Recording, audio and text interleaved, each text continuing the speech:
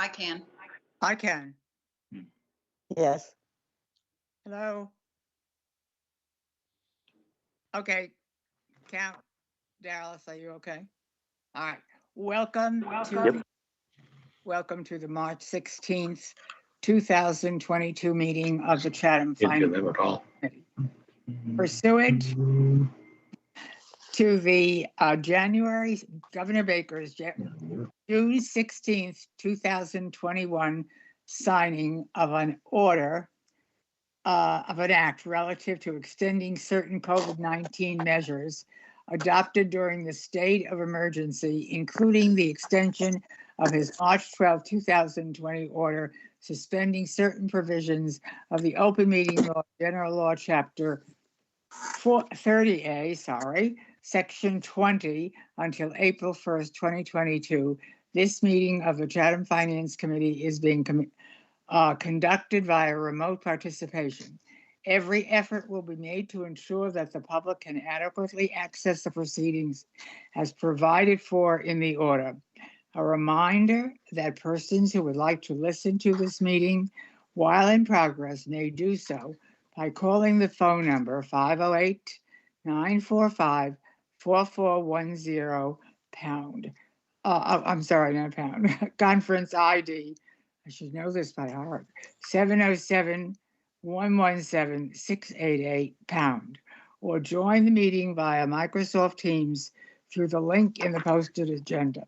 Despite our best efforts, we might not be able to provide for real-time access, and we will post a record of this meeting in the town's website as soon as possible in accordance with town policy. The public may speak to any issue, hearing, or business item on the agenda during this meeting when recognized by the chair.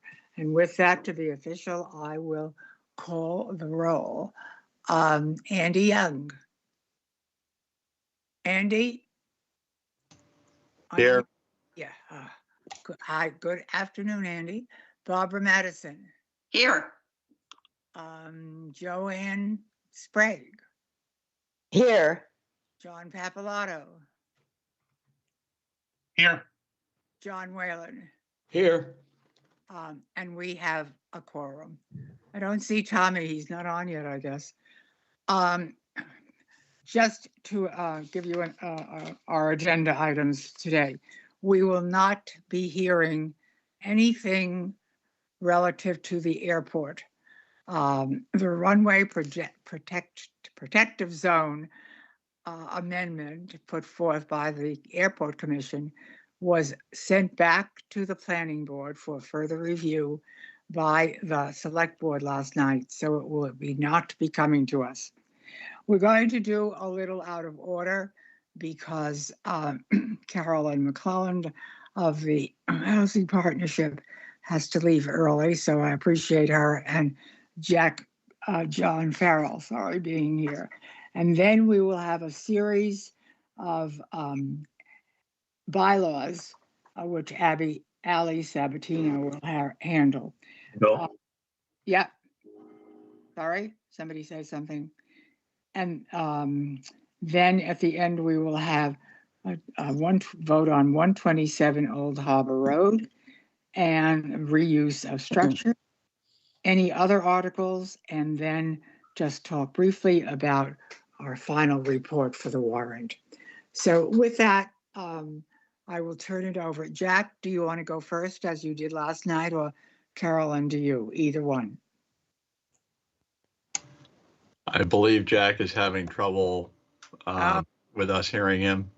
Oh, okay. I see him on there, but I don't. Jack, can you hear us? He's muted. Yeah, you probably can't get unmuted. Oh.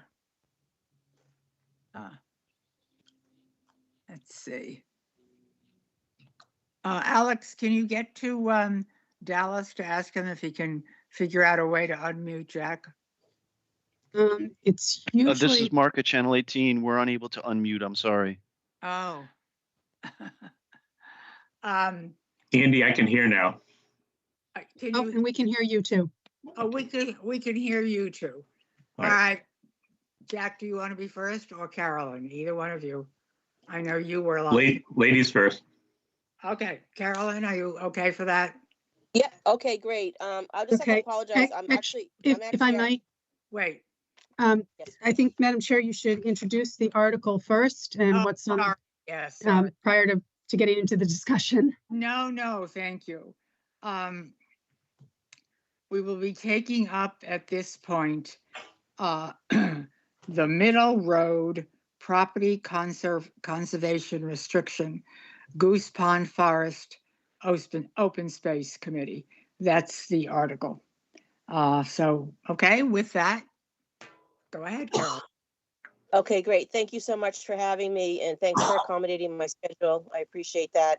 I will just tell you, I'm in a bus and I have a radio next to me that I can't turn all the way off, so it might buzz while I'm speaking. So anyways, but thank you. I have a prepared statement. I'm just going to go ahead and read it.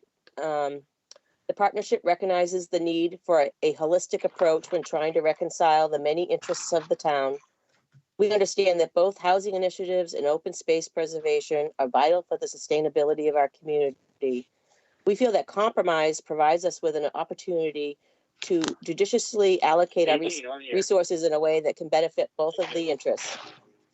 We are offering to designate 15 acres to conservation and developing 4 plus or minus acres for housing. The acreage we want to use for housing is closest to Middle Road and the southernmost 5-acre section proposed last year. The lot itself is further away from Goose Pond and does not affect the wildlife corridor. Excuse me, I'm going to move further away from the radio. We feel that this area could be developed into affordable, attainable housing and create a year-round neighborhood, which we all know we desperately need. We tried to discuss this compromise with open space, and the open space committee was absolute in their inability to embrace a solution that would be beneficial to everyone. The chair said that he wouldn't vote for this until every other possibility was exhausted. As an alternative solution, they have and others have suggested that we buy land that is privately owned and not even currently for sale. I'm not sure if he and others understand how the town is allowed to acquire land. But the town can't simply buy property even if it's for sale. The owner must respond to an RFP. Obviously, this is very limiting in the number of possible acres we might get. Perhaps we need to do a better job in educating the public as to the complexities we must navigate when trying to acquire land, because it's critical that the public understand what are realistic options. Now, I hope we might be able to get the parcels that he has suggested, but we need them in addition to Middle Road, not instead. It's not just one and done. I know all of you at FinCom have really been trying to find solutions, and I appreciate your efforts in trying to be problem solvers. While watching one of the earlier open space committee meetings, one of the members asked why other towns are so good at developing housing. Now, I have conversations all the time with our Lower and Outer Cape housing advocates and have asked that very same question. One town administrator just looked at me and said, Carolyn, in our town, we've made a commitment to housing. Every decision we make in this town, we ask, is this good or bad for housing? Can we do anything to improve how it will affect housing? That's every decision across all departments. Now that's how you solve problems, and that's why they're making significant gains in housing. Now in Chatham, in the last 10 years, we have produced 7 units, 7 individual units. That's it. And, you know, we're hovering at about 5% for a subsidized housing inventory. And if you look at what other towns have done, for instance, in P-Town, in the last 10 years. Now, P-Town, we all know where P-Town is. It's a little tiny town, the tip of the Cape, surrounded by sand dunes. They certainly have restrictions on how much land they can develop and being sensitive to the ecosystem. So we produced 7 units in the last 10 years. They have produced 126. The same time period, they've produced 26. That's P-Town. They have 85 pending. That means they have 85 units that they've already got the land. They're in the process of developing. 85 pending. We have 2. We got 7 and we have 2. The 2 habitat ones in by the Rotary there. In Eastham, they have 67 units in the last 10 years. Actually, 68 rentals and 1 home ownership. In Orleans, I don't have the exact figures for them, but I know they've met their 10% And that was before they acquired the bank property there, Cape Cod 5, that they're going to develop. So they've done quite well. And then in Brewster's been extraordinary. Again, I don't have their numbers, but they've been chipping away at their numbers right along. And they just acquired a huge parcel, which is very similar to Middle Road. It's on Millstone Road in Brewster. And it was very similar in the terms of it was a forested area. They have a lot of abutters, but it's in amongst neighbors. And they're going to develop a whole bunch of houses in there now. So are making great strides, and we don't. What excuse can we possibly have for our lack of progress? All these towns have different opportunities and challenges. There is no easy path that leads to housing, but they work through it and they don't stop until they get results. The problem isn't recognizing the need for housing. We all recognize the need for housing. The problem is being willing to compromise so that we can sustain our year-round population. There is no one solution that will make everybody happy, but there are solutions that will offer something to everyone. Most of the people who are opposed to this article claim that the environment is the most important thing. I also genuinely appreciate the concerns for our fragile ecosystem, and that's why we feel committing 75% of this lot to conservation is appropriate. There's lots of things all of us can do to protect the environment. Every week I read in the Chronicle the many wonderful articles and the conservation page, which suggest how to be better stewards of our community. I don't know why I can't hear those same voices that are so vehemently opposed to our article, focusing on starting campaigns in the town to support those ideas, like encouraging plant pollinators and increasing indigenous plants, reducing invasive ones, insisting that pollinators be planted on town-owned parcels, discouraging manicured lawns. All of these things are things we all can do.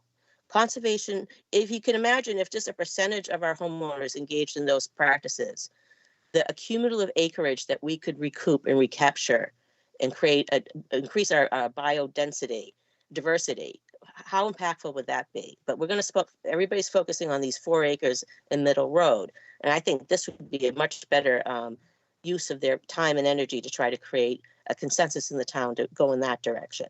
Because conservation is a responsibility that should be shared by all of us. It can't be a burden exclusively placed on those trying to find year-round housing. We are certain that this compromise will not only offer protection for some of our natural environment, but also preserve another precious endangered resource, our year-round communities. So that's my statement. I'll be happy to answer any questions if you want. Yes. Would you like to ask Carolyn questions at this point, since I think she will be leaving? I have a few minutes, but Okay. Sure. Before Jack speaks or afterward? What's your preference? I can go after Jack Okay. speaks. What's your That's fine. preference, committee? Any comments? Do you want us to go on to Jack, or do you have questions that you want to ask of Carolyn? Andy has a Andy has- question. Okay, Andy.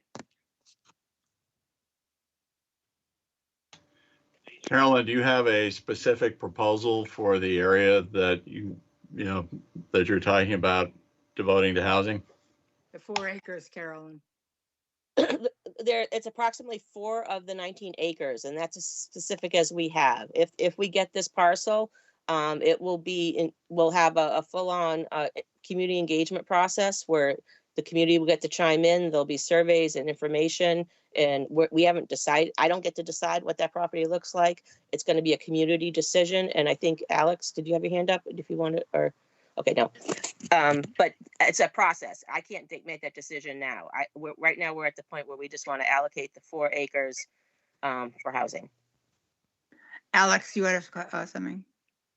I just want to clarify, there are 2 articles in regards to Middle Road, and they're sort of competing articles. One is a petition article, I believe, to put a conservation restriction on the entire 19 acres. The other article is to carve out a portion of Middle Road, 4.09 acres for affordable housing, and the remaining acreage, as I understand it, Would be, again, I'm sorry. I said would be in conservation, Alex, right? Well, again, it was just, yes, authorize a perpetual restriction for the conservation purposes on the 15.2. So again, I think the select board last night talked about both of these in conjunction, because again, they're both talking about Middle Road. So one is to designation and portion 4.09 acres for affordable attainable housing. The other is a conservation restriction on all 19 acres, just to clarify. Hopefully that helps the committee. And I'm trying to get you copies of the articles right now. Yes, and if you wanted, so last night the board recommended the article put forward by the partnership, of which Carolyn is the chair. They recommended that article and supported it. They put the open space article on, but they did not support that. So that was their vote last night. And with that, I see that somebody else's hand was up. Joanne, was your hand up? Joanne? Did you have a question? I think it was John Whalen. Oh, was it John? I thought I saw Joanne's. Okay, John, yes. Madam Chairman, my hand was up because I was wondering what about the other article that Alex so nicely has explained. Right. And can someone tell me what the vote was with the select board in support of the compromise? Which one did you call the compromise, the 3.9? Yeah. Okay, that The was, The vote last night was for the Middle Road split use, a vote of 5 in favor, 0 opposed. And the vote for the Middle Road conservation restriction put forward by the Open Space Committee was 0 in favor, 4 opposed, and 1 abstention. and the abstention was Dina Castro, who is their liaison, and felt that he needed to not vote against them, understood their position. Okay, anyone else? Am I missing anyone there? No, okay. Any other questions? Florence, I just wanted to mention, I think Tommy Jones here now. Oh, welcome, Tommy. Tommy, got it. Okay. Thank you. Thank you for being here and being persistent. All right, Jack, I think you're on. Florence, Yes, Florence, I do have a question, sure. even though I came in a little late. How many, what are their plans to do with this 4 acres, and how many units could they put on them? Carolyn, would you answer that question again, since Tommy got in late? I know you. Sure, Tom. So the way the process works is we'll get if we get the 4 acres, then we engage, there'll be a community engagement process where we get to, the community will get to chime in as to what they want. There'll be an information session. Obviously, the lot can only be built out to a certain degree, but the numbers would change whether they end up going with single family houses or townhouses. And again, that will all be vetted out in a community engagement process that I don't get to decide, and the office doesn't get to decide. It has to go through community engagement, and they'll do surveys. They'll show us some drawings, then they'll do more surveys. We'll vote on it. So that's how that process works. So we don't have real numbers yet. Yeah, Tommy, Thank you. what most towns do, Tommy, is engage consultants, work with the community. Then once the community decides, go out to find a developer who will implement the community's plans or what they wish. So that's what just happened, for example, out in New Orleans. Okay, any follow-up, Tommy? All right, John Papalato, you have your hand up. John? Okay. Unmute. John's muted. I know. John, unmute yourself. Carolyn, I was wondering what the rationale is for 4 acres instead of 3 or 5 or 6. Just curious.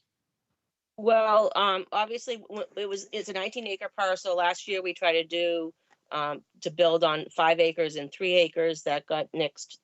The conservation folks were a little upset with that. So we gave up the back lot, the back 3 acres. And then looking at the 5 acre lot, Now that 5 acre already has the setbacks for the vernal pools and the abutters and everything. So then there's the 5 acre plot. But in that 5 acre plot, the back part of it, the northernmost, I guess, part of it, the topography is pretty extreme. So we'd have to backfill, we'd have to do a lot of trauma to the environment, spend a lot of money. So we opted not to do that and try to minimize our footprint and our disruption and just go with the topography that's there. And that left us the actual lot that we proposed goes along a line of topography, dissension in feet. And that's where we came up with this 4 plus or minus acres. John, oh, That's helpful. Thank you. all right, any other questions? I see, Barbara, your hand is up. Yes, I just had a quick question. Caroline, for instance, when the town was considering ADUs, Ally presented her program to just about every committee, to numerous groups, to anyone who was interested. And every time she got feedback, she tweaked the program a little bit until after like a substantial period of time, she got something that the whole town could get around. Do you envision that that developing this property would follow a similar pattern? Yes, definitely. I mean, we can't put proposals out and insinuate what the land would be like prior to the acquisition, because we have to have that consultant and go through that process. But there'll be multiple times for the community to give their feedback. They'll have open sessions so that they'll get a consensus, show us some pictures, and we'll go back and forth and then come up with a vision. And as Florence said, then it becomes an RFP and it goes out to bid for different developers. Excellent. Thank you so much. Sure, no Let's problem. see. John, no, your hand is down. Anyone else? Okay. It looks like we're ready for you. Carolyn, thank you very much. You're very welcome. And thanks for letting me go first. I appreciate that. That's okay. If you can stay, fine. If not, good luck. Jack, you're next. Good afternoon. This has been stated as sort of a competing interest, and obviously they are. But that's not to say that the two committees involved don't have mutual admiration or respect for each other and the work that they're doing, both of which are essential to keeping the future of this community the way we all want it to be. Before we lose Carolyn, even though I'm sort of being pitted here as the black hat guy, opposing housing, in truth, I think through all these Zoom meetings, I'm actually establishing kind of a crush on Carolyn. So I think we'll probably end up being pretty good pals, though people think we must be mortal enemies at this point. That's my belief. We both are charged with performing certain tasks, and my role as chairman of the Open Space Committee was to present the philosophical position of the committee. I don't think anyone should have been surprised. This particular parcel of land, the 19 acres that we're talking about, has been open space and forest land for all of these years. And I think what happens is we sort of presume that it's always going to be that way. And of course, it wasn't taken as conservation land, which is why, we're having all these discussions, whether it's COA or housing. So I guess from our philosophical standpoint, we don't feel as though we're getting 15 acres of conservation. We feel like we're losing 4 acres of forest land. So we don't really feel like, we should be compromising. We feel like we should be just stating that this has historically been what it has been, and we believe it should remain so. And that's our job. That's our task. That's our role. And that's where we stand. Is it going to be the end of the world as we know it? Is Chatham going to come tumbling down if we do a nice job, which I'm sure we will if it comes to pass, and create some affordable housing there? No, it's not going to be the end of the world. But again, our task is to recommend these things. We're an advisory committee to the select board. And our task is to make recommendations based upon who we are and what we believe in and what we stand for. And that's what we've done here. As the select board said, and as we've known all along, once they saw the two articles, it's a political decision on their part. That's their role. And they made that decision last night as to how to go forward. And ultimately, it'll be the voters at town meeting which will decide, how this property will be used in the future, as it should be. So we have no complaint, no criticism of the procedure and the role that everybody's playing in it. We have a great deal of admiration, as I said, for the work that the housing people have been doing. And imagine that there's anything much more frustrating to try and accomplish in the town of Chatham than find open space to build on. Unfortunately, that's just, a factual situation. So I don't know that there's a great deal more for me to say on behalf of open space. So I guess I just leave it at that. Okay, Jack, let's see if anybody from the committee, if you're finished, are you? Yeah, absolutely. Okay, then I'll see if there are questions from the committee. Any questions? Yes. No, I don't see anyone. Oh, yes, I do. Madam Joanne. Madam Chair, this is not a comment on the fine presentation that Mr. Farrell made, but speaking of Chatham, we're really running to catch up with the other small communities around us to attract young working people to Chatham so that Chatham can grow. The rest of the world is changing, growing. The Cape is changing in different ways. And I think this is the perfect opportunity for us to have that drawing card that will draw these families, these young working families with children to our town to keep us thriving and economically in good shape. So with that essentially, that's my vote of approval to convert the 4 acres of land for the middle road to affordable housing. Thank you, Joanne. John Whalen. Thank you, Madam Chairman. I appreciate very much the attitude and the expression of his conflict from Mr. Farrell.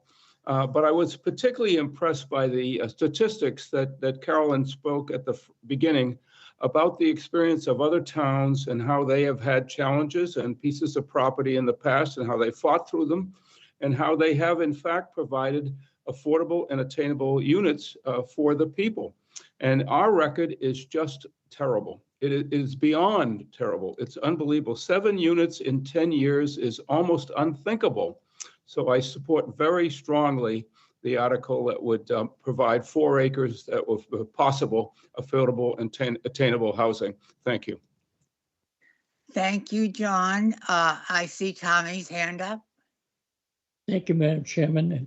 And not to get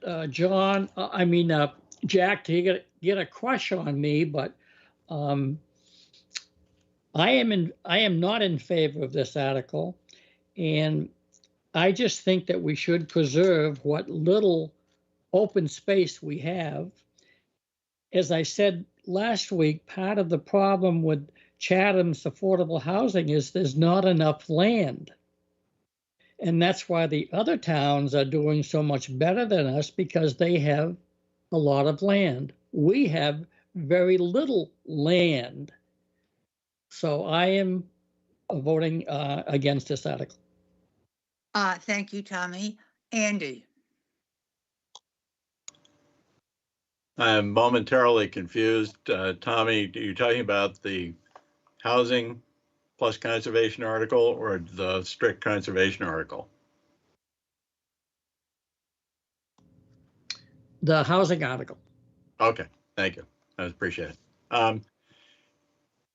I guess a question for both Jack and Carolyn. Previous proposals on this land have included hooking up to the town sewer system, as I recall.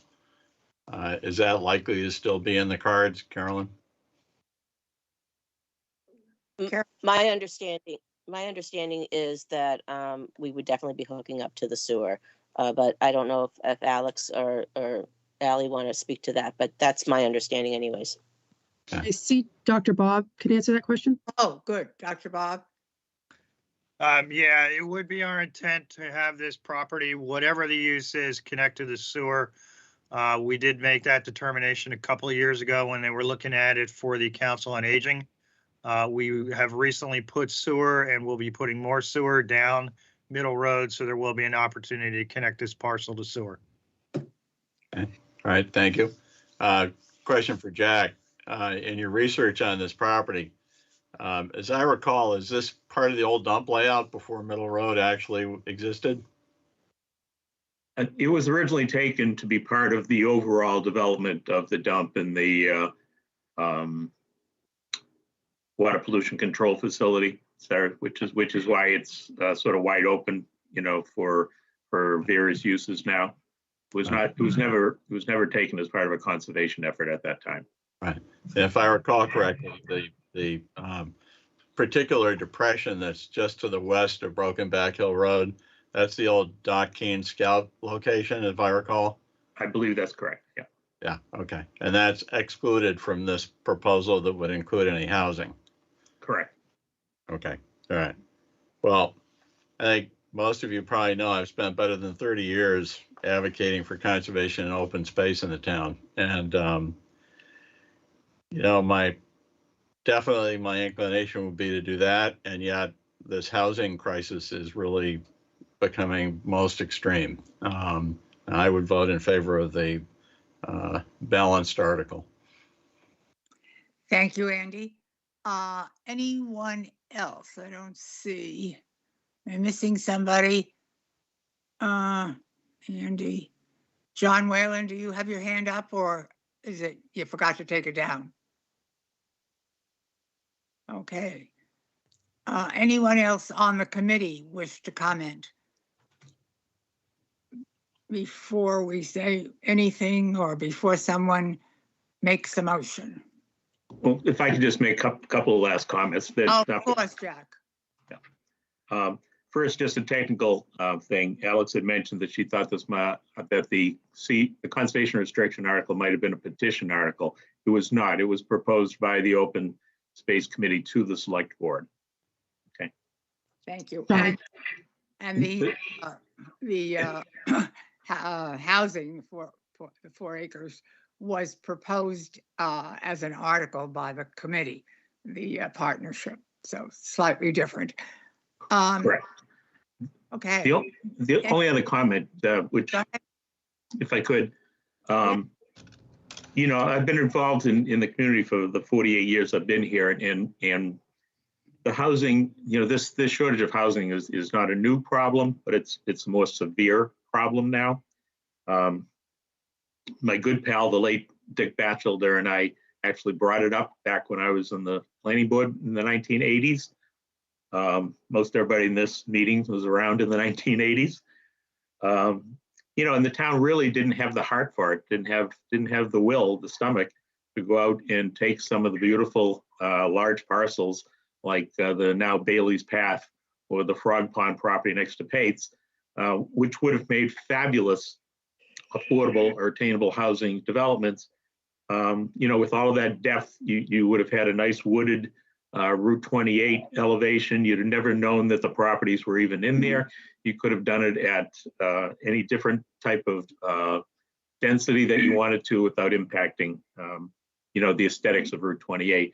But there really wasn't the will to do it. And I think it's unfortunate, but it's behind us and there's nothing we can do to correct it. The anti-snob zoning law, which created this 10% affordable housing back in the 80s, I believe it was, the 10%, was just an arbitrary figure picked out of the sky. And it was done because towns like Weston and the western suburbs were putting in minimum acre or 2 acre zoning. And that's why it was created, to put pressure on them to have a more balanced distribution of housing in their communities. From the very minute that they did it, everyone knew that there were a lot of communities, because of their individual circumstances, would never approach 10%. Chatham has been one of those communities, and I'm afraid to say will always be one of those communities. There just isn't any way in the world, unless you're going to denude all of the open space, to reach the 10%. So Well, I am sensitive to the frustrations of the housing people. I share them. I don't want people to think that, getting to 10% is a reasonable goal. You're just going to frustrate yourselves. What the community should be doing is exactly what they are doing. I would like to have seen them be a little more proactive.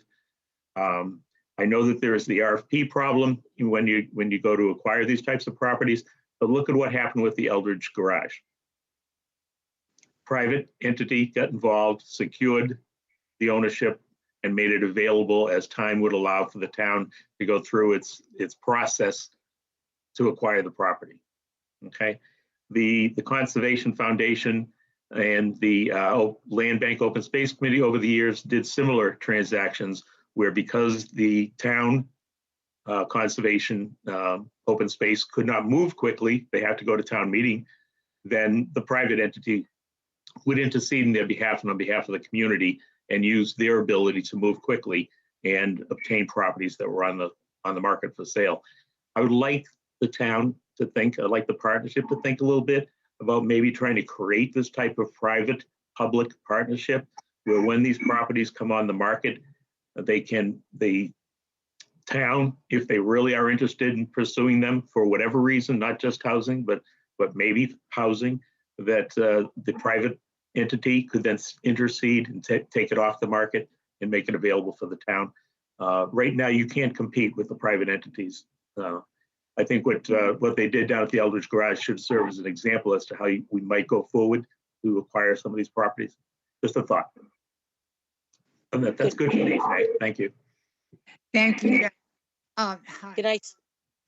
Yes, Alex, go ahead. Alex, is that you? I think that was Carolyn. Oh, Yeah, I was wondering if can I just respond? Oh, or? Carolyn. Yes, Carolyn. I thought it was Alex. Go ahead. So I just want to say, I appreciate your perspective, Jack, but I don't think 10% is completely unrealistic, and it's always good to have a goal to aspire to. And again, that 10%, that figure is really only representative of capital A. We in this town have made a commitment, a verbal commitment anyways, to try to develop attainable housing and to develop housing for our year-round community. So that's always on the table, always what we're working for. And I'll tell you one sadder statistic than maybe our 7% per year.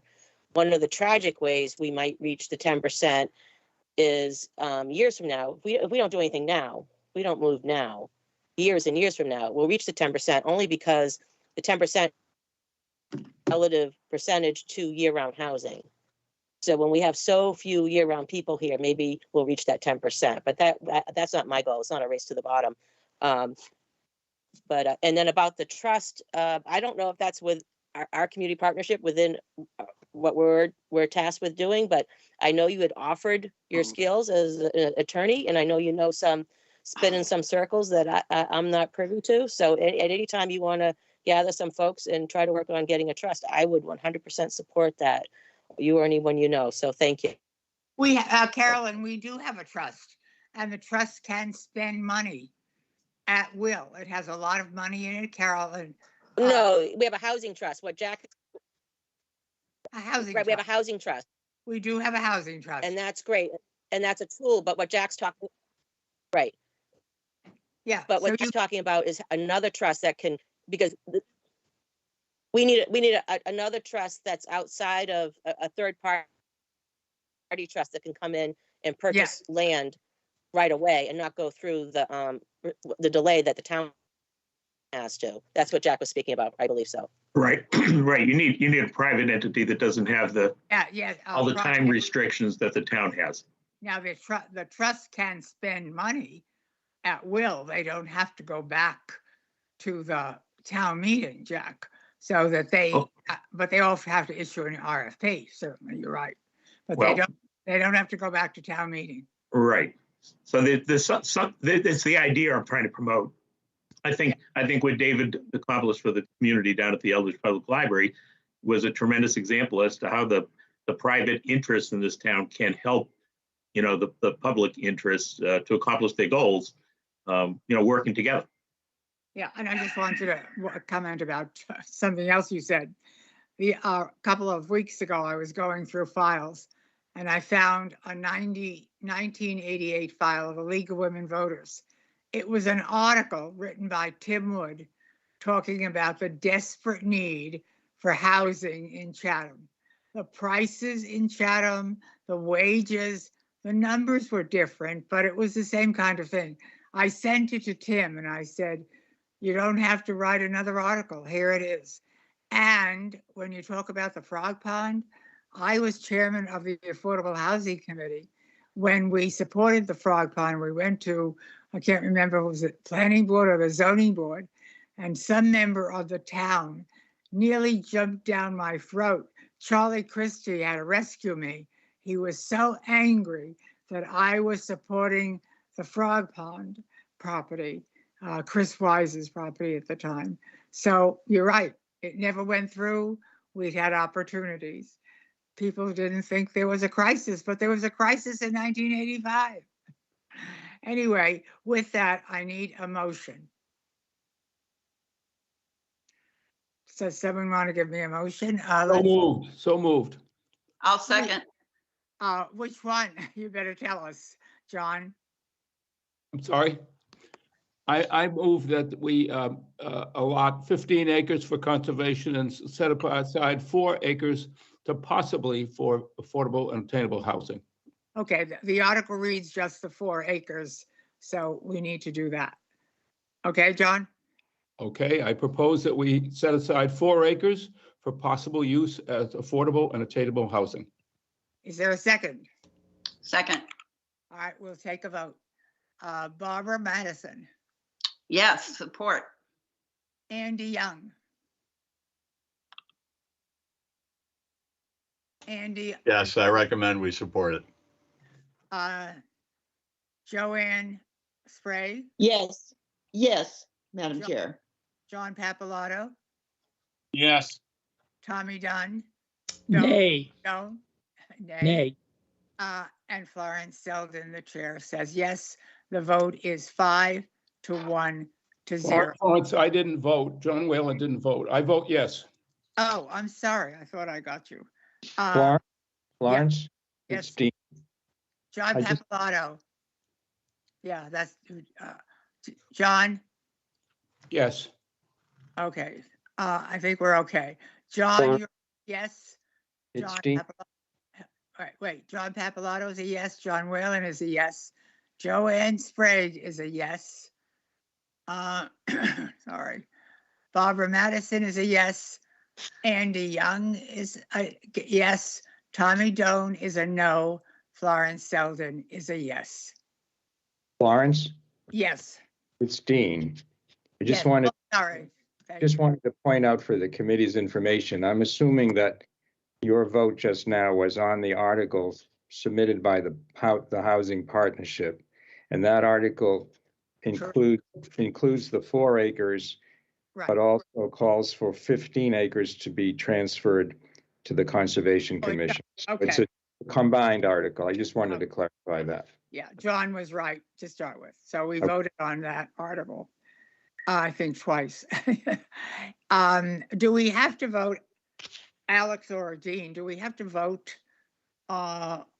You placed it on, but you didn't support it. Do we have to? We took a vote on both on placing and then a second vote on recommending the Open Space Committee article. That was the one that you reported 041. So you probably should take a vote of recommendation one way or the other on the Open Space Committee article if you don't have to, but I think town meeting will probably look for your recommendation on that. Okay, very good. Does someone want to make a motion on that one? Madam Chairman. Madam Chairman, Yes, Tommy. could someone read the article so I understand it a little bit? I might Sure. have missed it. All right, will you read the article? Dean, do you have it in front of you? Madam Chair, if you want, I have it in front of me now, and I did forward this to the committee during the meeting. Apologies there. But again, this is to see if the town will vote pursuant to Mass General Law to authorize a change in use so the port of this is a portion. But again, this is encompassing 19 acres located to the north of Middle Road. It's more particularly described in the order of taking. I'm not going to read the parcels. From its current use for general municipal purposes, including development and construction of a Council on Aging Senior Center, to conservation open space use pursuant to Chapter 40, Section 8C, to place said land under the care, custody, and control of the Conservation Commission, and further to authorize the Select Board and/or Conservation Commission to place a perpetual conservation restriction on said land. And that is for the entire 19 acres. All right, that's what we are voting on now, Tommy. I support that article and I move it. Is there a second? Will somebody please? I'll second it. Okay, thank you. It needs to be seconded. Yes, We it need needs to vote to- on it. Yeah, it needs to be second for the purposes of a vote. Any comments or questions? Are you all aware of what you're voting on? 19 acres for open space under restriction. And we'll start with Tommy Donahue. Tommy? I support. Sorry, Andy, No, Barbara Madison, No. Joanne Sprague, No. John Papalato, No. John Whalen, No, and the chair says no. So the vote is 5, 6. 1, 6. It's 6. 6, 1, 0. 6, In 1, favor. 0. No, it's 160. Let's see. We voted in the affirmative, so it's 160. Thank you, Barbara. Correct. You have to vote it in the affirmative. So again, the vote is 160. All right, thank you very much, Carolyn. Thank you very much, Jack. Thank you, committees, for all their efforts. I know that, each one of you supports the thing you believe in. And I think most of us on this, all of us on this committee support both those. They're important to the town of Chatham. I'm chair of the Environment Committee for the League of Women Voters, so I certainly understand the issues. Thank you both. Thank you, Jack. Thank you, Jim. Thank you very much. All right. Thank you, and thank you for letting me go first. Appreciate that. Thanks.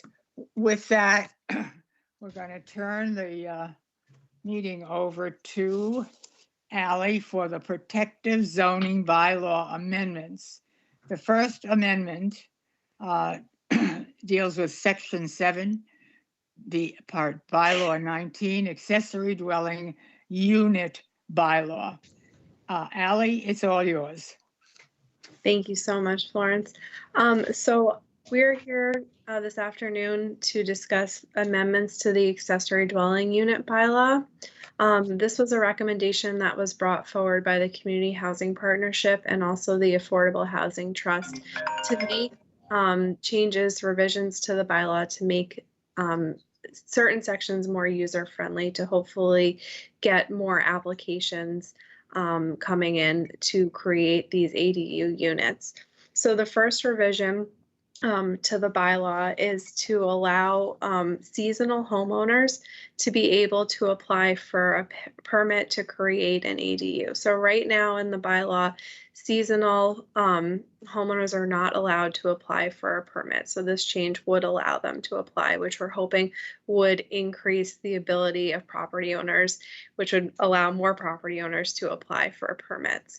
The second one would be to allow. We're going to go one at a time, Ally. Oh, so the second part of the revision, yeah, to the ADU bylaw would be to allow an ADU that is internal to the structure to be to apply as a by right application. So right now it requires a special permit application if a property is non-conforming in any way. So regardless if a ADU is inside the structure or a detached structure, if the property is non-conforming, it has to go for a special permit. So we're making the change to get rid of that, to say if you're proposing an internal ADU, regardless if your property is non-conforming or not, you can apply by right. So that would be just a building permit that you would have to apply for. You wouldn't have to go to that next level to the Zoning Board of Appeals to get a special permit.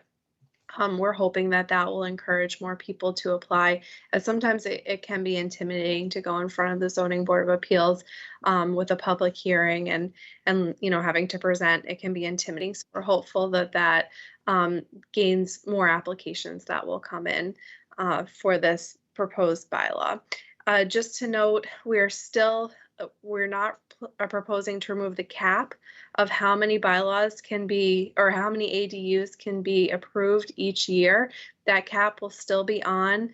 Right now it's 10 special permit and 10 by right. That cap is still there. So that is, we won't have more than that amount. So we're not proposing a change there. We're just hopeful that there'll be more applications that come in. Right now we've had 4 total applications that have applied. 3 have been approved through the special permit process, and 1 has been withdrawn because it was determined that they were a seasonal homeowner. Ally, why did they decide to make that change about the internal ADU? We thought that it would potentially allow more use of the bylaw. Like I said, it can be intimidating to go in front of the Zoning Board of Appeals. So with this revision, this action, it would only be a building permit that they would have to apply for. It wouldn't have to be the extra expense and time of going to the Zoning Board of Appeals to get a special permit. So we hope that more people, it will be easier to apply. It won't be so intimidating, so more people will apply. Tommy, your hand is up. I'm sorry. Oh, okay. Does someone have a question on either of these 2 bylaw changes? So just to add before, Go ahead. oh, I'm sorry. Go ahead, John, Ally. Oh, okay. Just to add, the planning board did hold a public hearing on this on March 7th, and they did unanimously vote to recommend this article to town, this revision to this article to town meeting. And we also went to the select board last night to ask them to place this article on the warrant. They did agree to place it on the warrant, and it was also a unanimous recommendation to town meeting as well. Thank you. John Whalen, you had a question. Yes, thank you. Thank you, Madam Chairman. Ally, at the time we passed the first passage of the ADU, was it my imagination, or did we think that there would be a number of people who had perhaps illegal mother-in-law apartments and those sort of things come forward and get permits? Did that happen at all, or have we failed in that endeavor? Yeah, so we were hopeful that we would get, illegal apartments to come in and get, legalize and get a permit, but we have not received to date any applications. And again, I think it might be, thinking about it, that it could be intimidating to come in and say, I have an illegal apartment. I'd like to make it legal. How do I go about this? It can be quite costly. And even the mere fact of coming and saying, I have an illegal apartment can be intimidating. So I'll just make this pitch as I'm here. And I think I did at the select board meeting as well a couple weeks ago, that the CDP has gotten grant money to help homeowners create ADUs and actually go through the permitting process. So if someone is listening to this and they do have, an illegal apartment that was not permitted, CDP is Community Development Partnership, CDP, is available to help you go through this permitting process. They do have funding available. So just making that quick pitch for everyone out there. Barbara. Thanks, Madam Chair. Ally, if someone applies for an internal ADU and they only have to go to the building department, is there any restriction that would keep them from just renting that seasonally? So are leases going to be required for that? And is there any way that we can follow through and make sure that those leases are really being honored and not just, faked? Yeah, so And thank you for asking this question. I neglected to say it. So even though it is by right through a building permit, all other requirements in the ADU bylaw will continue to apply. So we will continue our monitoring and enforcement section. That is still, something that would apply to those by right permits. They would still need to go to the health department and make sure it complied with all the sewer septic regulation, Title V regulations. So those things would still be required. And as you said, we do require leases every year to be submitted to the building commissioner to confirm that it is in fact being rented out on a year-round basis. So that right now, and I know that we debated it a lot in 2019 and even earlier when we were discussing this, and we felt that that was the best way to go forward with enforcement. Barbara, any follow-up? No, thanks, Madam Chair. That's good. Thank you very much, Ally. I know you've worked so hard on this. Thank you so much. Ally, another question on this. This is on the seasonal. Mm. Originally, seasonal couldn't have an ADU. Mm. Now they can. Mm. Is there any requirement that they be in their apartment? Can they rent out both parts of the house? How is that going to work and keep that from happening? Yeah, so we do have some wording in the bylaw because we did contemplate that. So again, whether it be the main structure, the main house, or the ADU, we would still, require to have a lease for that year-round person renting it out. We do have some wording in the bylaw that does talk about, the main house shouldn't be, on Airbnb and things like that. But, it is meant to allow, a seasonal homeowner, so someone doesn't live here year round, to be able to create this ADU. And I think from the planning board's perspective, and I also think from the community housing partnerships perspective, the most important thing is to have the year-round ADU or the ADU be rented to a year-round person. And that was the goal with this. Is it possible to rent the main house year-round and you live in, the seasonal person just live in the other apartment or the ADU? Yes, we kept that consistent with the original intent of the bylaw and wording of the bylaw that was approved in 2019. We wanted to, make sure that we could continue that, lifespan, I guess, if you wanted to move into the ADU and rent out the main house, we wanted to make sure that was still eligible. Okay, do we have any other questions from the committee? If not, let's vote on this protected zoning bylaw, the accessory dwelling unit bylaw changes. Is there So a moved. I'll move that we support it. And John, are you seconding it or vice versa? Second. Okay, good. All right, we'll take a vote.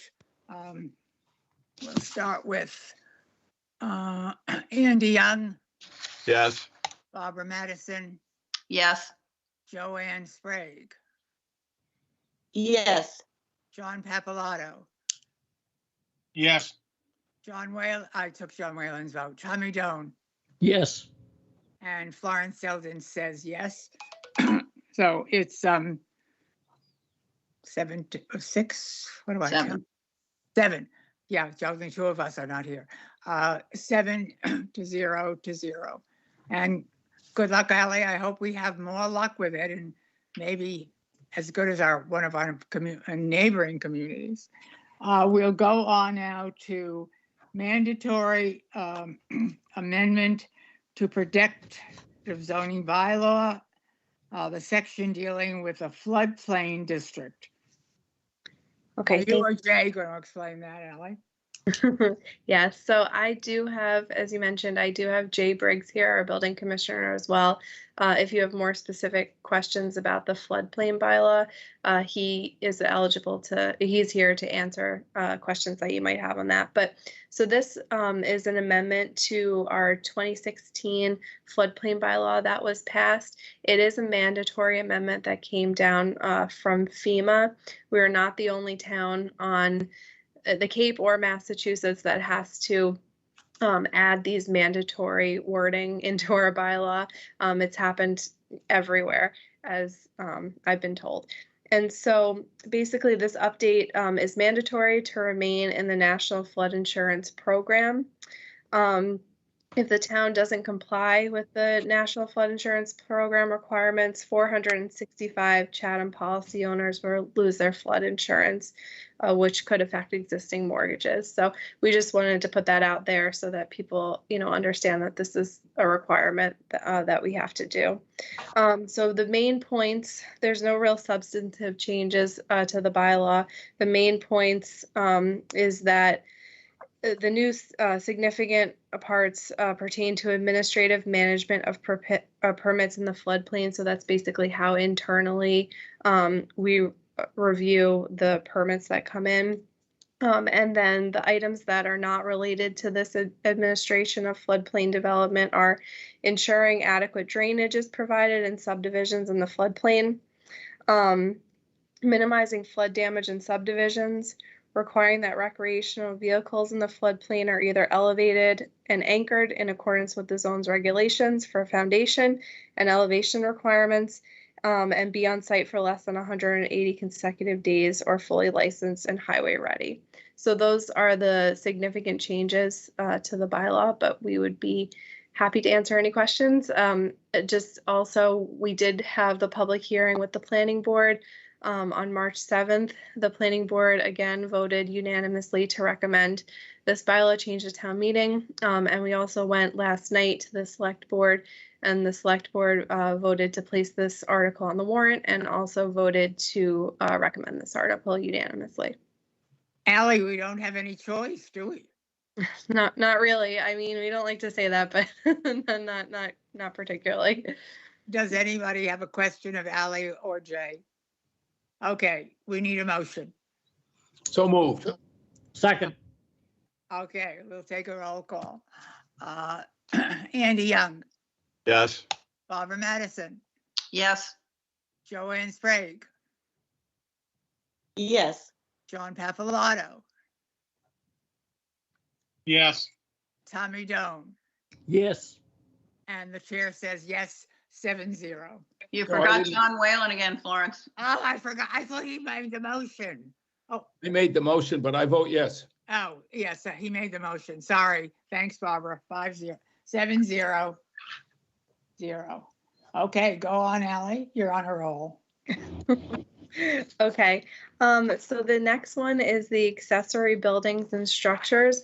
This is actually came before town meeting, and I believe the finance committee as well last year. It just did not go forward. Yep, at this time.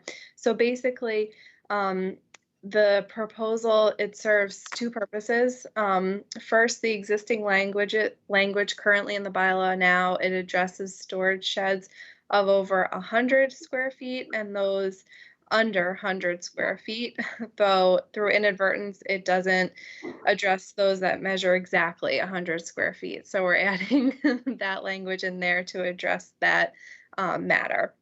And then in addition, this proposal would also exempt storage sheds of 100 square feet or less from coverage limitations of the bylaw. So that means, in essence, sometimes when a shed permit is, or when a shed that's under 100 square feet, someone wants to put it on their property, they technically don't need a building permit for it. It's a shed registration.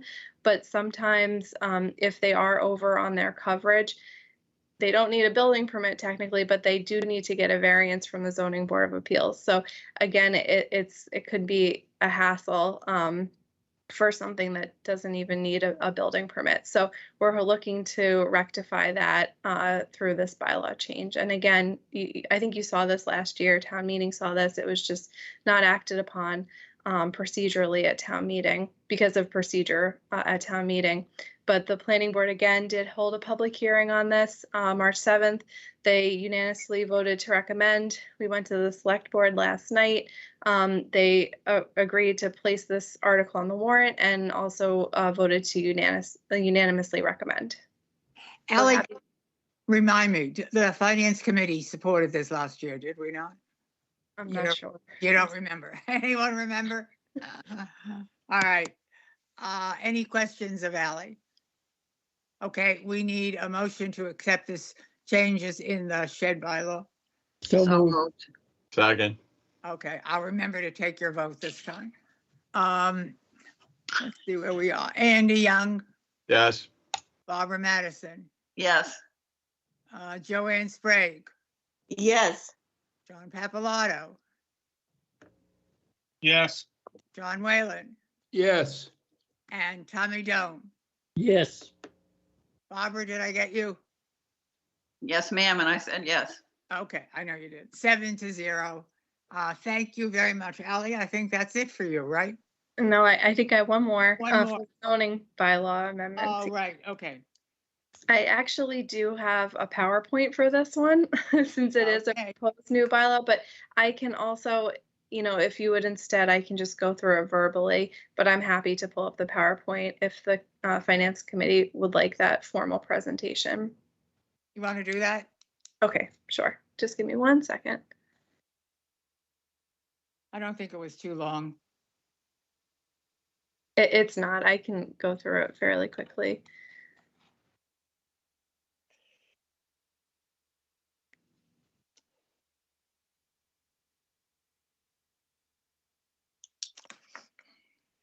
Okay.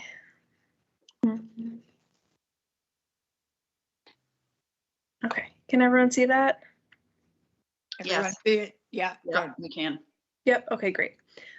So this proposal is a draft historic preservation incentive bylaw. It's the variations to dimensional requirements. This is a proposed brand new bylaw that the Historic Commission has been working on for at least 2 years now. So the Historical Commission recognized that throughout town there was, lots of historic structures that were being demolished. So they're hoping to create through this bylaw some sort of incentives for people who do have historic structures to preserve the historic structures with allowing some flexibility through dimensional requirements. So that's the purpose right now that they're proposing through this bylaw. This bylaw would give the Zoning Board of Appeals the authority through the special permit process to modify certain dimensional standards on existing lots.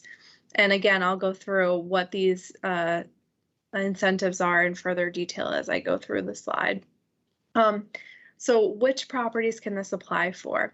So through this preservation incentive, it would apply to eligible historic buildings, and I'll go through what that means also as we go through the slide, in all zoning districts.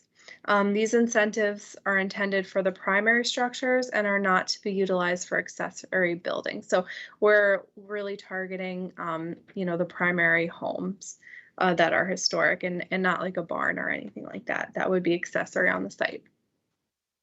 So as I said before, what's the definition of an eligible historic building?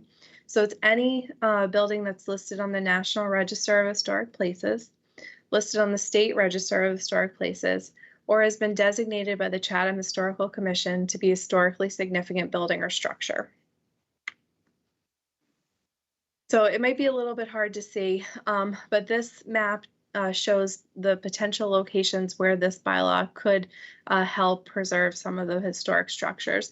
The main ones that it talks about, or that would be eligible, are the lots on this map that are in the blue shade.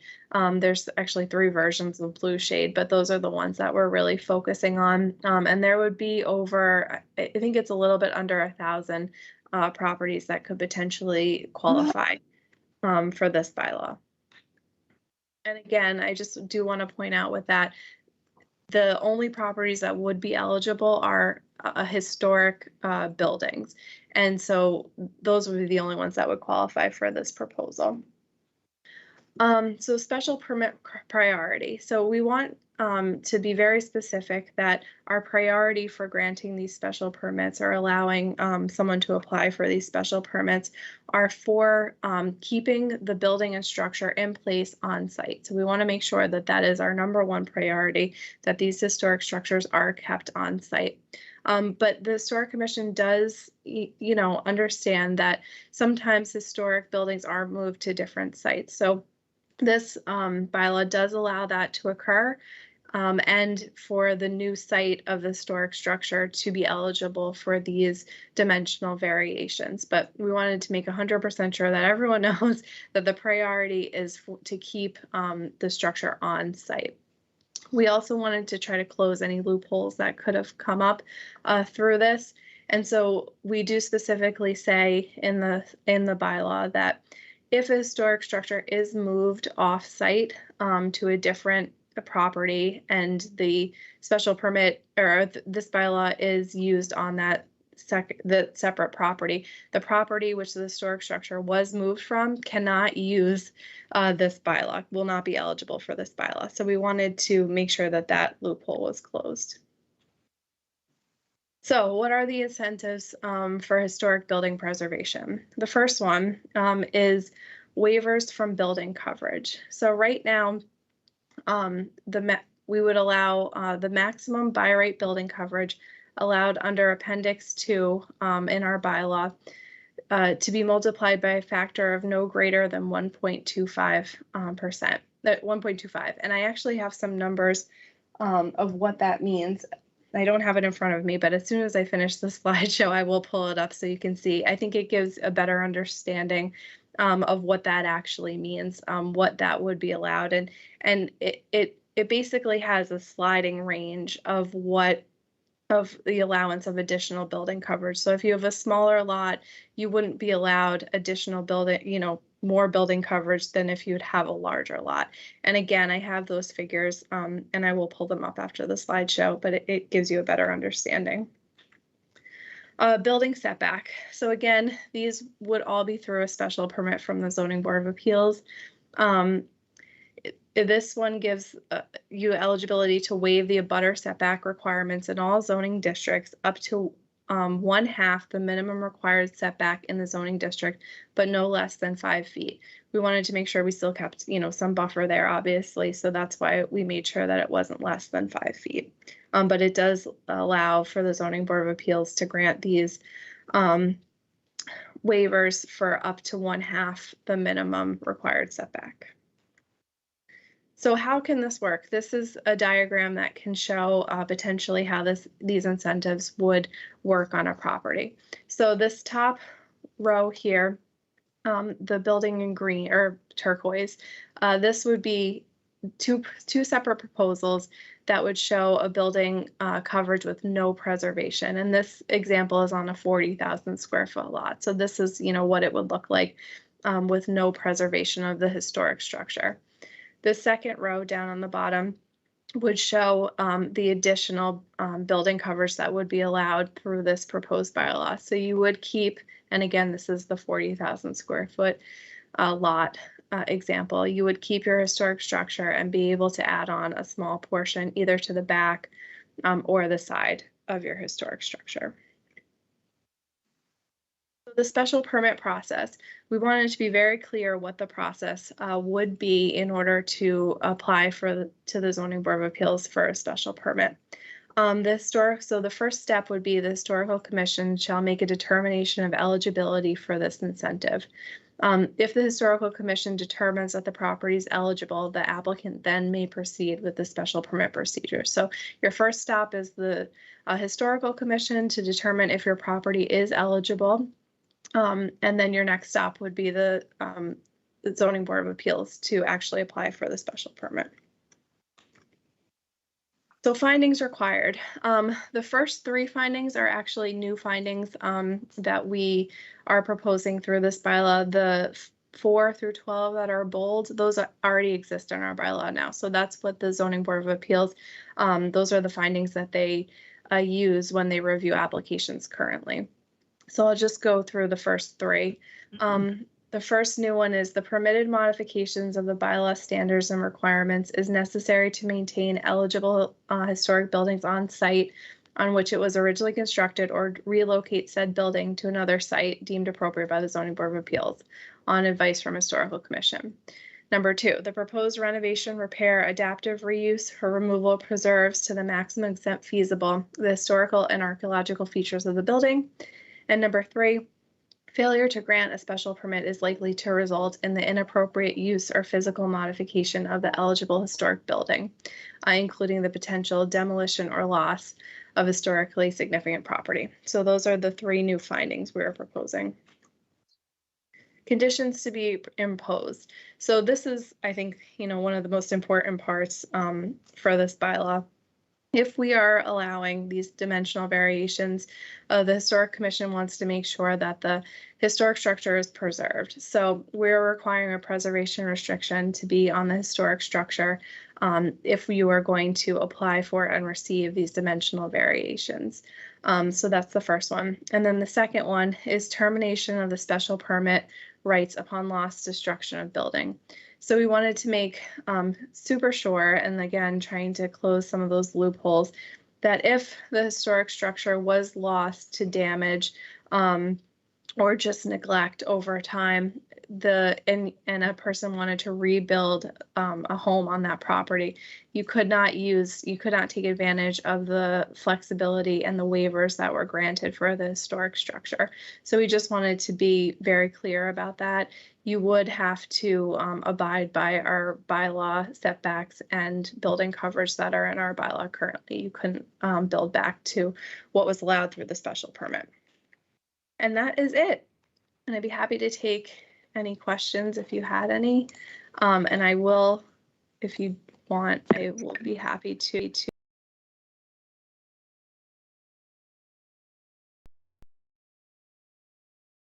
Go ahead, Barbara. Go ahead. Go ahead, Barbara. I'm not I saw asking. your hand up. Did somebody else? No. I have a question then, Ally. You initially said there could be 1,000 properties in this category. I mean, does the Historic Commission and the Zoning Board, I'm assuming you're not going to get 1,000, but does the Historic Commission and the Zoning Board of Appeals, have they talked about the potential workload or increase in workload? So we haven't talked about the increase in workload. For the Historic Commission, they would have to come anyway because it would be an eligible historic structure. So they would have to make a determination of eligibility and also review the application anyway. So this would be something that would, be coming to them regardless. So I don't know if that's your. I assume that not. And we based that map based upon the lot size. There, just going into it a little bit more, there are other ways that you can go to the Zoning Board of Appeals through a special permit to receive variations if you're already pre-existing non-conforming. And so I'm sure some of those lots too do fall under that category. So these homeowners probably wouldn't apply through this special permit process. They would probably apply through the existing special permit process that would allow the variations for pre-existing non-conforming structures. So kind of went into that a lot, but. Okay, thank you, Ally. Let's see, John Papalato, you have a question. Yeah, thank you, Ally, for the presentation. Would it be possible for that presentation to be sent to all the Finance Committee members? Yes. So we can view it again? Of course. Thank you. And then I noted you had a slide up that had 3 new, I guess, qualifiers or metrics. And the language, I think, in the second one was maximum extent practicable. Do I have the language right? Yeah, I'm sorry. I'm just trying to get to it right now. From current slide. Which one were you talking about? I'm sorry. Oh, number 2. Yeah, maximum extent practicable. Yep, feasible. Can you see my slides or no? No. Oh, sorry. Hold on one sec. It was feasible. Okay. Yeah, feasible. Maximum extent feasible.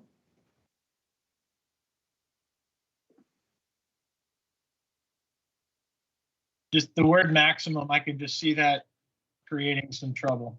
That'll be an argument. Okay. What's maximum?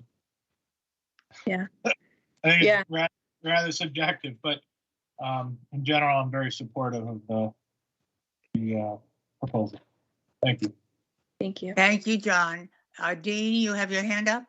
Yeah, I was just going to try to respond, Florence, to your inquiry about the workload of the Historical Commission. I'm the liaison to the board's liaison to the Historical Commission.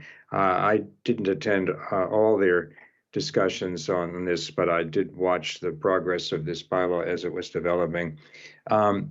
They are putting this forward because they have had some frustration with circumstances where a party would come in with a property that has an historical home on it and would be possibly amenable to something like this, but because the bylaw doesn't allow for this currently, the applicant would simply wait out a demolition delay that the committee can impose up to 18 months and eventually either knock down the whole house or the portion of the house that they want to revise. So I've never heard them express any concern about the burden that it might add in terms of their workload. I think they kind of want to welcome these types of applications. And with respect to the question John just asked about maximum and the subjectivity about that, and that's not incorrect, John. I agree with that. I would just point out that there already is some subjectivity in the current special permitting process. There's considerable subjectivity which the zoning board exercises when they determine whether a deviation from setback requirements or coverage requirements currently is detrimental to the neighborhood. That's a kind of a subjective comment process. So this would, I guess, add another element of that. But thank you, Florence. Thank you, Dean. I'm ready for a motion. Oh, I'm sorry, Florence. I hate to take up more time. You do, Alex. Do you want me to go through the what the 1.25 would really look like, the incentive? I don't think you need to do that. Okay, perfect. We need to move on. Thank you very much for offering. Do we have a motion on this bylaw change proposed by the Historic Commission? I move we recommend approval. I'll second. Second. Okay. I will take a roll call. Andy Young, Yes. Barbara Madison, Yes. Joanne Sprague, Yes. John Papalato, Yes. John Whalen, Yes. Tommy Doan, Yes. and the chair says yes, and the vote is 7-0 in favor of the bylaw change. Ally, would you like to make any final comments? No, just thank you everyone for taking the time to hear all of them. We appreciate it. And your support. We appreciate your support as well. And thank you very much for your presentation. It was good for the Finance Committee to hear. And so good luck. Thank and you. With that, we can go to the last item. Well, not quite the last, but 127 Old Harbor Road, the reuse of structures. Alex, would you like to read that article to us? I can. I'm not sure if Ally's able to address this as well. I know Katie was not able to be here tonight. Okay. So I don't. Ally, I'm looking for it right now. Ally, are you ready? Or Yep. okay. Yeah. Thank you. I Yes, didn't realize you were going to do that. Okay, go ahead. Still me, still here for this. Okay, I'm gonna good. share. I'm gonna share my screen because it does give you. We do have a map that shows in a little bit more detail what we are proposing. So this property is at 127 Old Harbor Road. It was bequeathed to the town of Chatham in the last will and testament of Marion Nickerson Ellis. The November 2nd, 1971 special town meeting voted this.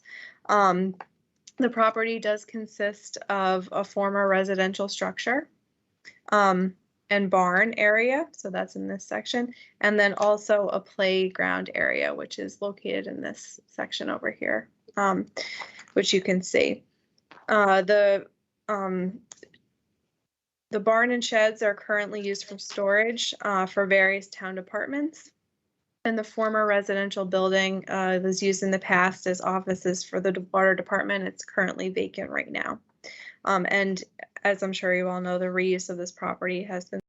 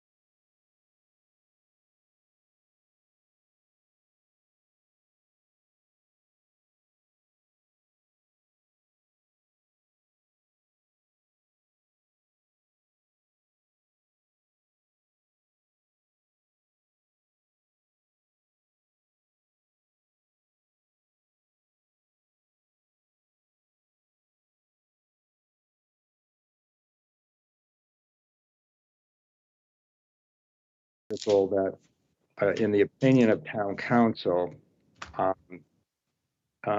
separates out the playground portion of the property and says, that seems to say, I think this is the opinion of council, that will not be declared surplus. The rest of it will be. So there was that point. The lengthy opinion that town council gave previously, I don't know that your committee has been involved in this, but there was a very long opinion by Mr. Costello about whether the deed restriction was still current or had expired, because there's some apparent conflict between two sections of the general laws. And Mr. Costello concluded that the restrictions had indeed expired after 30 years. And that he pointed out that the courts disfavor restrictions that exist in perpetuity. But he didn't go into that at all last night, as I recall. I did express my concurrence with his conclusion in that regard, just speaking as an attorney. He did raise a question about, in that opinion, and it was mentioned last night by Mr. West, who's on your call today and may want to speak. He did raise a question about whether there was a contract between the town and the intent of Ms. Ellis in her codicil, but he also indicated he thought there was a way that could be dealt with through a court proceeding brought by the Attorney General. So in short, in Mr. Costello's view, the town is clear to declare this surplus if it wishes to. It has to go before town meeting and would require a 2/3 vote. I'm happy to explain my position if the committee wants to hear it. I just wanted to respond to you as liaison. Okay, thank you, Dean. Is there any, well, let's do this. Is there anyone among our participants who wishes to speak in favor of this article? Other than staff who have already made their presentation.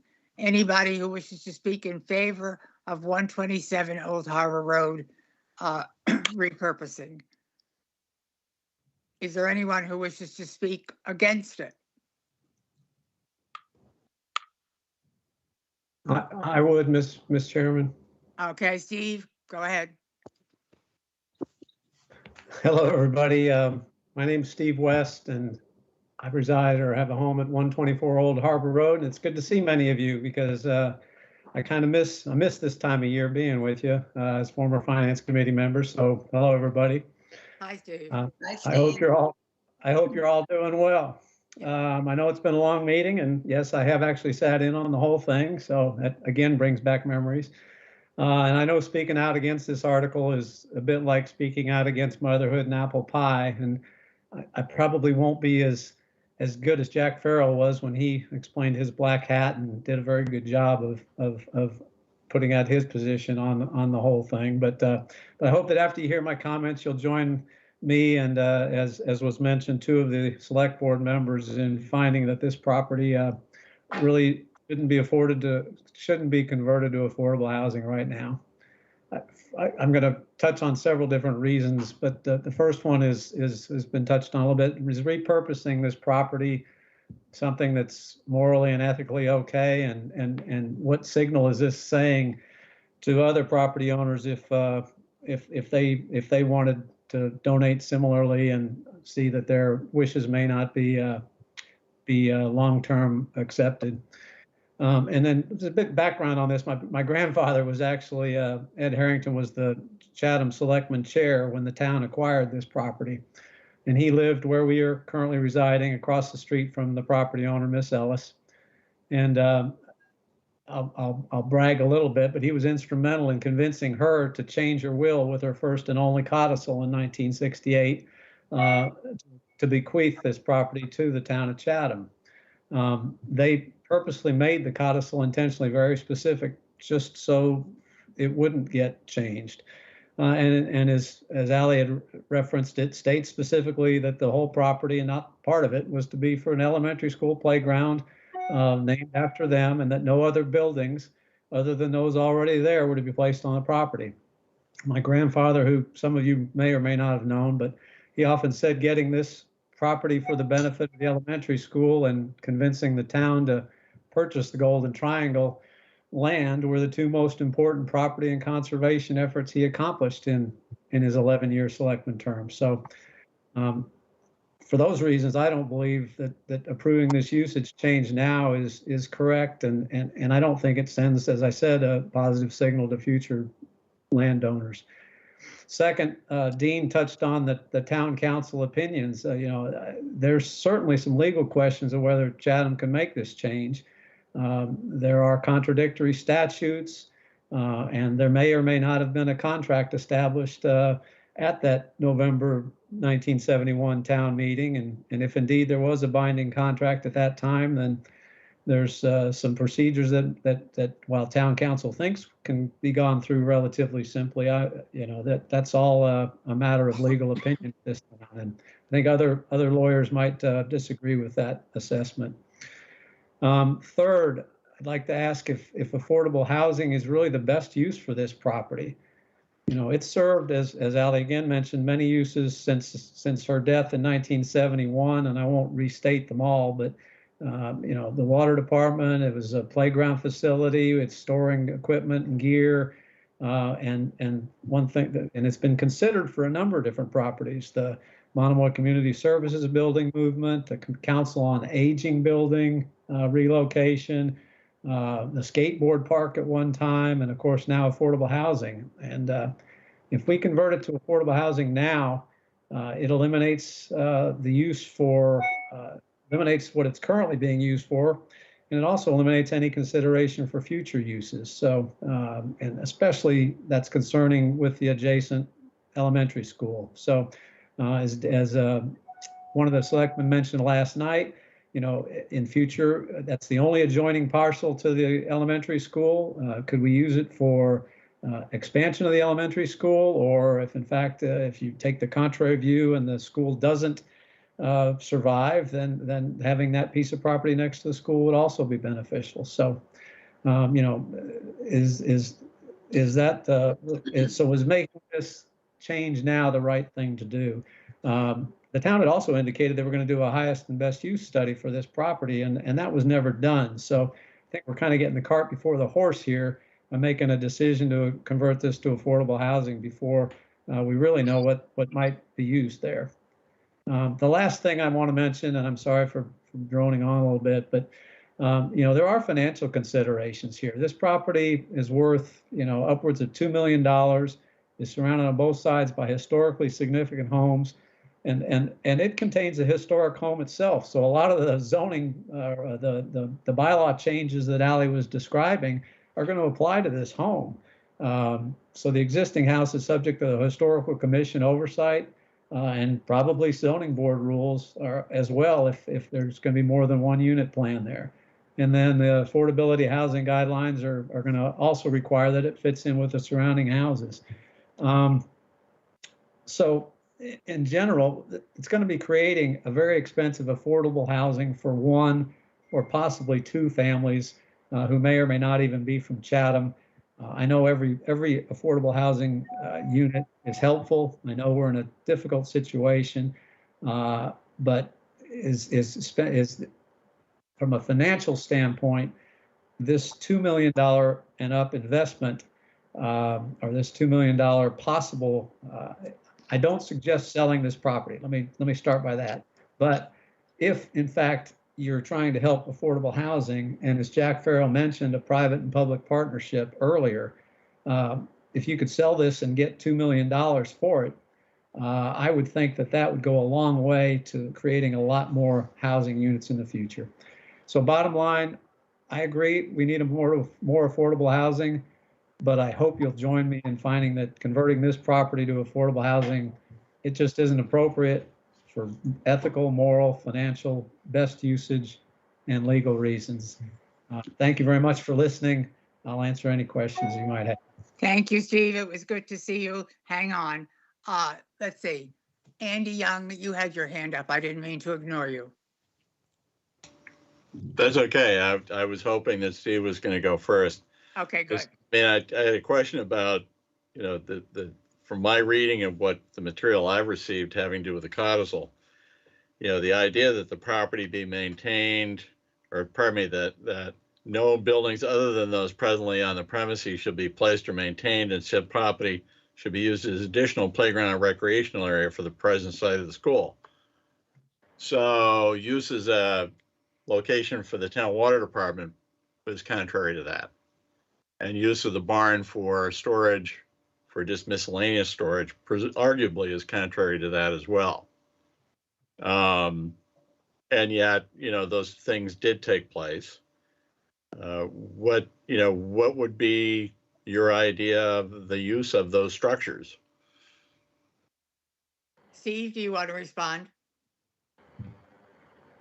My idea would be that the structures, first of all, Andy, I agree with you that the use as a water department was not proper, and I have received opinions from others in town legally that is correct, that they would have said the same thing, even though one of the attorneys in town back in '88 actually opined that it was okay to do so. I was not the property owner back when that occurred. My grandmother was actually still there, and she was never happy about that, but she chose not to address it. She was more concerned that the that the leaves from the trees were properly kept swept. I can imagine. Well, it's a bit of a conundrum, Steve, because I certainly don't see either of those structures being suitable for playground and recreational areas associated with the school. That doesn't seem like that's in the cards either. Other than the historic significance, perhaps the best solution would be to tear all the structures down and make the rest of it a playground. I'm not. And I think that was probably the intent. The open space was the intent. My grandfather was very big on open space, as he indicated by his. I knew Ed, and I know he was doing that. But I just, it leaves a quandary as to what the town could possibly do there. And the pitch here is to say, all right, we'll maintain the playground that exists now, and we will take the existing structures and simply change the use from vacant and deteriorating, or storage and deteriorating, and to affordable or attainable housing. Is that bad? I guess that's my question. Right? Well, you believe it would be. I gave four different possible scenarios of concern, but my biggest concern is the first one I mentioned, which is repurposing the property, and is it morally or ethically okay? So in my mind, that's the reason why it shouldn't be done. Mm-hmm. Okay, thank you. Dean, do you want to add anything to this before? Wait, we have, I see Joanne has a question. Let's go with Joanne's question first, and then we'll see if you can respond. Joanne, go ahead. Thank you, Madam Chair. This is one of the few opportunities, Madam Chair, that we have to gain another piece for affordable housing. Each time we get close, we back up a little bit and shy away from it. I say we approve this article. Let's go through the process and see what we come out with. But we can't afford to keep letting these opportunities slip through our hands. So I'm going to strongly endorse and vote for this article. Thank you, Joanne. Dean, do you want to respond at all? I just want to try to address Andy's question. And again, I'm trying to stay this side of the liaison line. I'm happy to go farther into why I don't think this is a good idea. But in respect to the prior and current uses of this property, which apparently, and before my time, when it was used, the distinction that I point out is that what you're being asked to do here is to, in effect, permanently encumber the use of the portion of the property that has structures on it, whereas these previous and current uses, can come and go, as I think Stephen suggested. There's one other point I want to just throw out there, and I know Alex is still on the call. I brought this up last night in terms of a factual matter that I uncovered yesterday. This property, if you look at that I think Ally had put on, shows that the playground area is 32,670 square feet, and the remaining structures are 41,817 square feet. That all totals up to about 1.71 acres. And I looked at the original deed into Mr. Ellis at the Barnstable County Registry of Deeds, and that accords with that. 1.7 acres, approximately 8 acres. If you go on to however, if you go on to the town assessor's site, the assessing database of the town of Chatham, and if you look at the book of all the properties that the assessors have put together, which is available in the foyer at the town offices, you find something different. You find that the acreage is 0.87 acres. So it's almost a half of what is showing here. And I brought this up last night because I felt it was important that whatever is being done here be done correctly. And I raised it with town council. But the significance in terms of the argument pro or con, and this goes to Stephen's comment about, what's the best use of this property.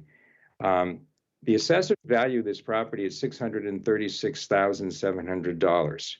If that's based on a 38,000 square foot acreage or area, I would submit that this property is significantly undervalued by the town of Chatham if the real area is 1.7.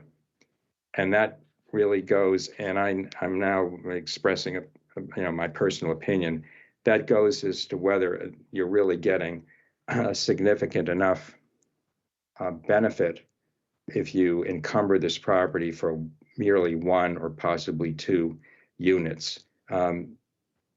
Daniel Tolley, who serves on the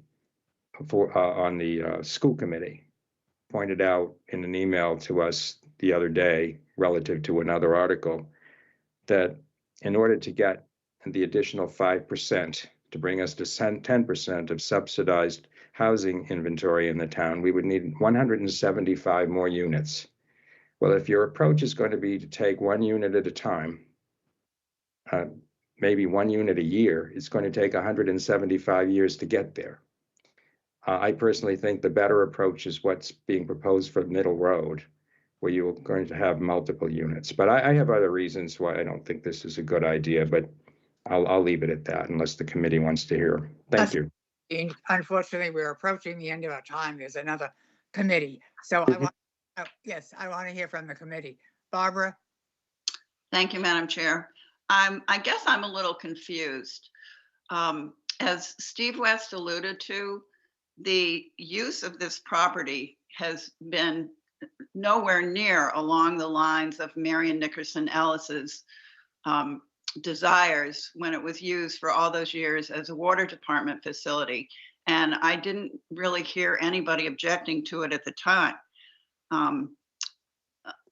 So also the condition of the buildings, I mean, they're falling to rack and ruin, and I haven't heard any concern about that either, really, until we propose what I think is something that she would have liked much better. I mean, if her desire was to keep the elementary school supplemented with a playground and anything else, I think that she might like the idea of us trying to have parents or teachers living in her property and helping to keep the elementary school viable. I mean, the population has been falling, and we've had to step up with a bunch of money this year to keep it open. And we're quite worried that the population is going to continue down. And you have to live in Chatham if you want to go to Chatham Elementary School. So pretty much. So we really need to be concerned about whether or not people are going to be able to live here. So I think she might like this. Andy, you seem to have a good history, sense of the history. When was the water department put there, and when was the storage building put there? Do you know? I don't really know with any great accuracy. It was, well, certainly the water department was there for quite some time. Yeah. Anybody know on the committee or any of our guests? But it's been a while, Barbara, that I've been here. I've been Madam here. Chair? Pardon me? This is Alex. As I understand it, the school department, I think when we were redoing the elementary and the middle high school buildings, the administration building was housed in this house at one time, and that was prior to the water department. And I think I recall that town council at the time, when the water department was moving in there, opined that that was an acceptable use, but I would have to go back and look notes. That was prior to my being hired by the town, but that I have a vague recollection of that. Yeah, when we came here in '94, it was already in use. So it's been a while, and it's had multiple uses.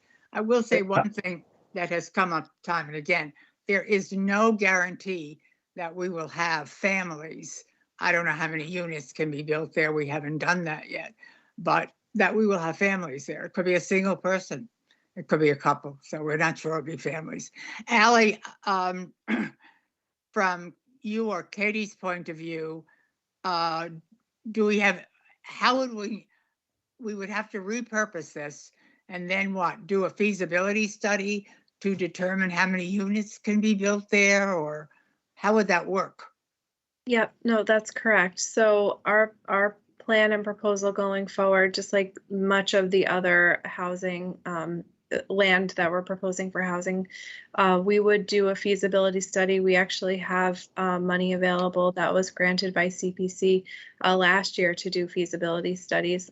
So we would use those funds to do a feasibility study on this site to determine, potentially how many units could go on this property, and also what the shape of the existing structures are and how we would go about fixing those.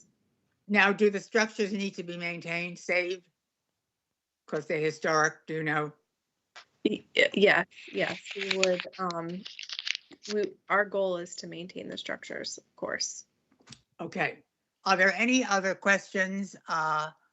Steve, you have your hand up again?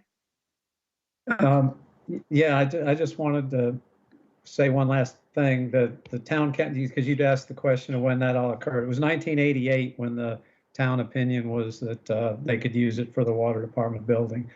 And the other thing that I wanted to mention was that I hear people saying that what Miss Ellis may or may not have wanted.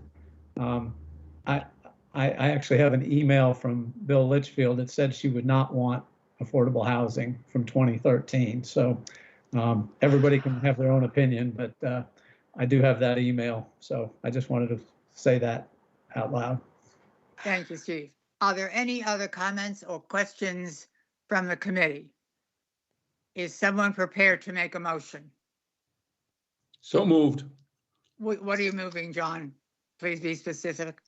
I'm moving that the town will authorize selectmen to accept a request from the state for affordable housing. No, to repurpose. I'm sorry, to repurpose the property. Okay, we're voting. Second. Yes, thank you, John. Is there, yeah, we have a second. We're voting to repurpose the property for the purpose of affordable, attainable housing, a specific purpose. And with that, we will take a vote. Andy Young. No, Andy, did you say yes? You were a little garbled. I said no. No. Barbara Madison. Yes. Joanne. Sprague. Yes. John Papalato. Yes. John Whalen. John Whalen. I'm sorry, that's yes. Tommy Doan. Yes. I think, as Andy pointed out at the beginning, it's a conundrum. Part of the conundrum for me is that we're not sure what this is going to be used for. I hate to vote for something. We say affordable, attainable housing. We have no idea how many units, how big, etc. But I'm going to vote for it because I believe strongly, like Joanne does, that we need to move ahead and not say no to everything. It's a good place. It's near the school. It could be family. It could be teachers. So time will tell. So I will vote yes. And the vote is 6 to 1 to 0. Thank you, Steve. Thank you, Dean. And thank you, Ally. Thank you so much. And Alex, we'll go back to almost to the end. I'll turn back to you. Any other articles? But Well, we've run out of time, I think, so we will put anything on for the next meetings. I have placeholders in for Friday at 11, as well Monday morning at 11. I have talked to Scott Carpenter to see if we can get through the schools on Monday morning, and any of the other articles that the committee needs to vote. I will update the scorecard and get that out to you this afternoon, along with items that we expect to hear on Friday. And I think that's about it right now. And we do have to discuss on Friday, we do need to discuss the Finance Committee's warrant for the report. So that will be front and center on the agenda for Friday morning at 11. Yes, I was going to remind you as we close down, please comment back to Stephen only about any issues in the warrant that you would like to have fleshed out or make sure you get in there or that you see was not what you had wanted. Please do that. Look at it again. And we'd appreciate it if you would respond to him. Anybody have any questions, comments before we have a motion to adjourn? I think we're right on time as Dallas asked us to be, 2 hours. So with that, I will take a motion to adjourn. So moved. Is there a second? Okay, I will call the roll. Andy Young, Yes. Barbara Madison, Yes. Joanne Sprague, Yes. John Papalato, Yes. John Whalen, Yes. Tommy Doan. Yes. And before I vote, will you all be here Friday morning at 11? Yes. Want to make Yes. sure we have a quorum? Yes. Okay, everybody will. That's everybody say yes, yes, I think so. And okay, thank you all for your attention. Yes. And I vote yes to adjourn, 7-0-0. Alex, thank you.